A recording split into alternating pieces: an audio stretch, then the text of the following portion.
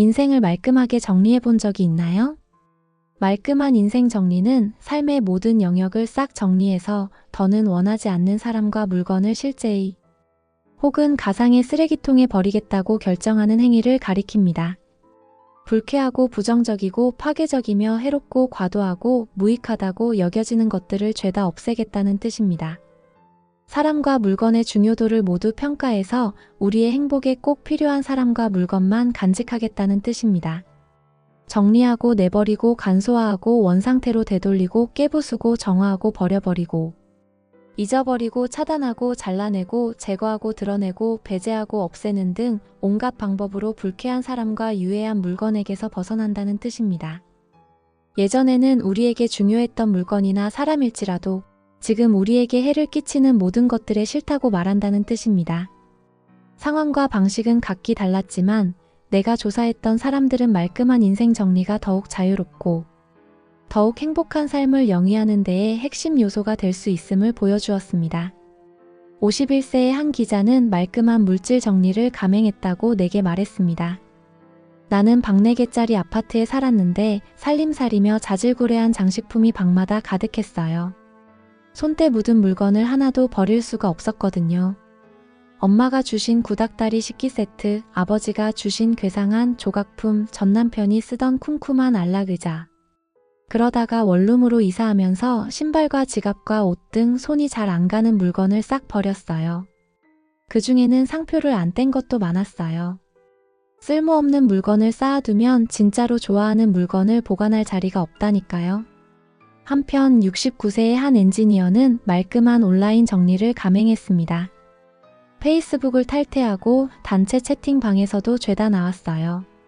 친구들과 가족들이 서로 욕하고 분노하고 싸우는 모습을 더는 보고 싶지 않았거든요. 나를 노망난 늙은이라고 불러도 할 수 없어요. 욕설과 폭언에 진절머리가 나요. 증오심에 들끓는 사람들을 내 인생에서 싹 치워버리고 싶어요.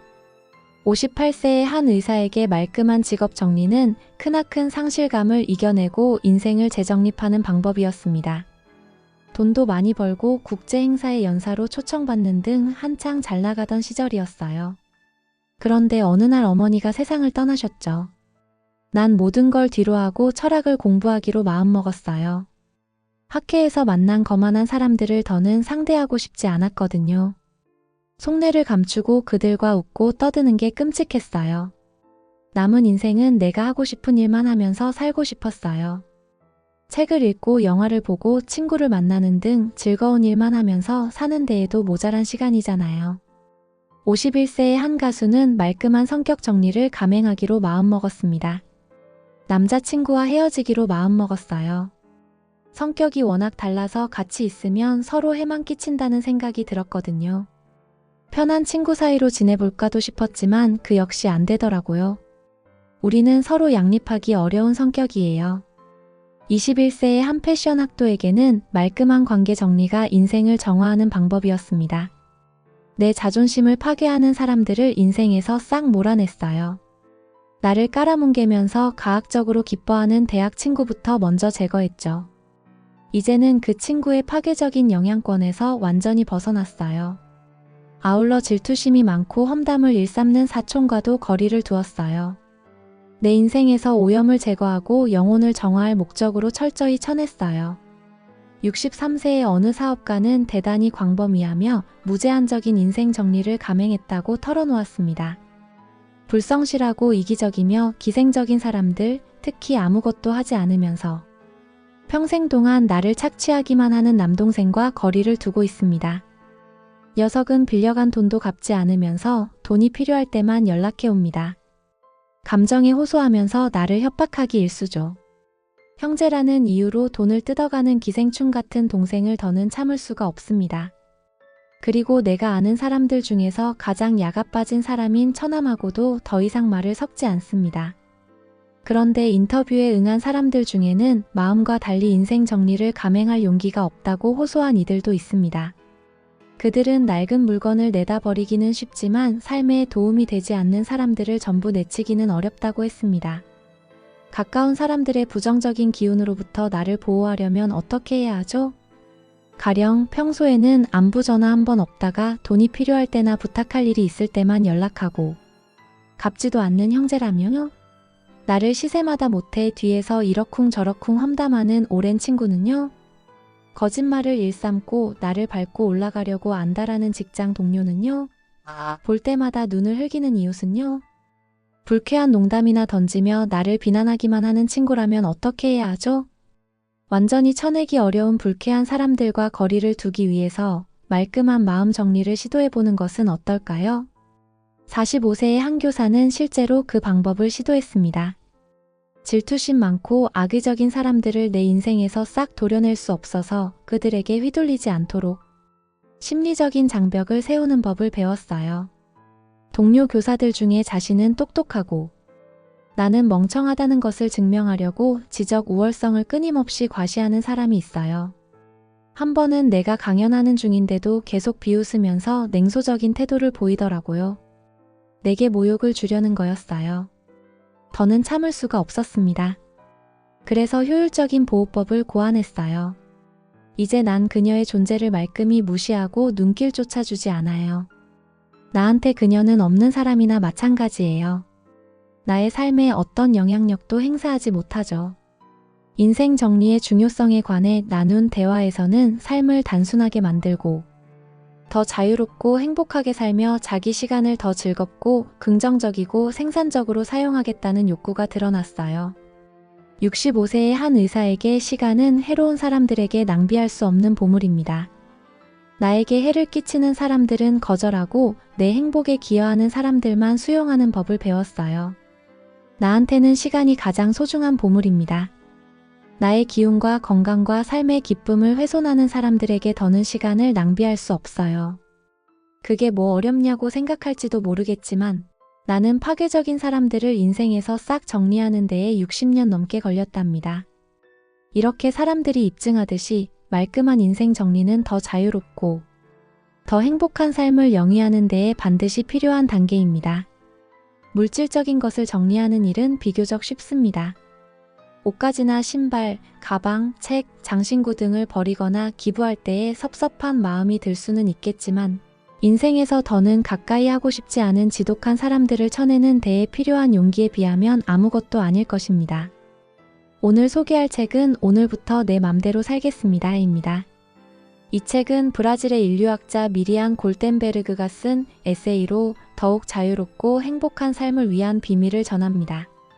저자는 30여 년간 18세부터 98세까지의 남녀 5천여 명을 인터뷰하고 연구한 결과 인생의 행복이 유자형 곡선을 그린다는 행복 곡선을 발견했습니다. 어린 시절에는 행복하다가 자라면서 점점 불행해지고 40세에서 50세 사이에 바닥을 찍은 후 나이가 들면서 다시 행복해진다는 것입니다. 이 책은 이러한 연구를 바탕으로 행복하고 자유로운 삶을 위해 스스로에게 던져야 할 17가지 질문을 제시합니다.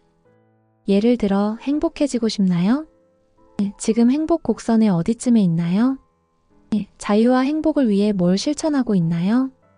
등의 질문을 통해 독자가 자신의 삶을 돌아보고 불필요한 인간관계를 정리하며 하고 싶지 않은 일은 과감히 거절하고 무엇보다도 자유롭게 살아야 행복하다는 메시지를 전달합니다. 이 책은 다양한 사연을 가진 이들의 생생한 인터뷰와 저자 본인의 경험을 묶어 공감과 위로를 넘어 삶의 태도에 관한 따뜻하고 단단한 조언을 전합니다. 불필요한 인간관계를 말끔하게 정리하고 하고 싶지 않은 일은 과감히 거절하며 무엇보다도 자유롭게 살아야 행복하다는 저자의 속 시원한 메시지는 주변을 끊임없이 돌보느라 정작 자신은 홀대하여 행복 곡선의 최저점에 있는 독자들에게 특히 강력한 울림을 전달합니다. 또한 행복한 삶을 위해 용감하게 행동했던 사람들의 진솔한 고백은 다정한 조언으로 독자에게 다가가며 더욱 행복하게 살고 싶은 사람이라면 누구나 한 번쯤은 고민해봤을 만한 인생의 화두를 던지며 독자와의 대화를 시도합니다. 전반적으로 이 책은 행복과 자유를 추구하는 이들에게 삶의 방향성을 재정립하고 스스로의 행복을 찾아가는 여정에 큰 도움이 될 것입니다. 오늘의 내용을 정리하면 이렇습니다. 인생을 말끔하게 정리하기 위해서는 사용하지 않거나 의미 없는 물건을 과감히 버립니다. 미니멀리즘을 실천하면 마음의 여유도 늘어납니다. 매일 10분에서 15분이라도 정리하는 시간을 만들어 정리를 일상으로 만듭니다. 불필요한 이메일과 파일을 삭제하고 중요한 파일은 폴더로 정리합니다. SNS에서 더 이상 필요하지 않은 팔로우나 친구 관계를 정리하고 정보 과부하를 줄이세요. 의미 있는 관계 중심으로 에너지를 긍정적으로 주는 사람들과의 관계를 유지하고 불필요한 갈등이나 부정적인 관계는 정리합니다. 정리된 관계에서 대화를 통해 기대치와 이해를 명확히 하는 것도 중요합니다. 정리를 하면 얻을 수 있는 좋은 점은 스트레스 감소입니다. 혼란스러운 환경이 줄어들면 마음의 평화가 찾아옵니다. 깔끔한 공간은 마음을 안정시킵니다. 물건이나 정보가 정리된 환경에서는 필요한 것을 빨리 찾을 수 있어 시간과 에너지를 절약합니다. 물리적 정신적 공간을 정리하면서 불필요한 선택지가 줄어들고 더 나은 결정을 내릴 수 있게 됩니다. 불필요한 관계를 정리하고 중요한 관계에 더 집중하면 깊이 있는 인간관계를 만들 수 있습니다. 정리된 환경과 마음은 자신을 더 잘 관리하고 있다는 느낌을 주며 자신감으로 이어집니다. 물리적 정리가 끝난 공간에서 깨끗한 환경을 유지하면 위생적이고 건강에도 좋습니다.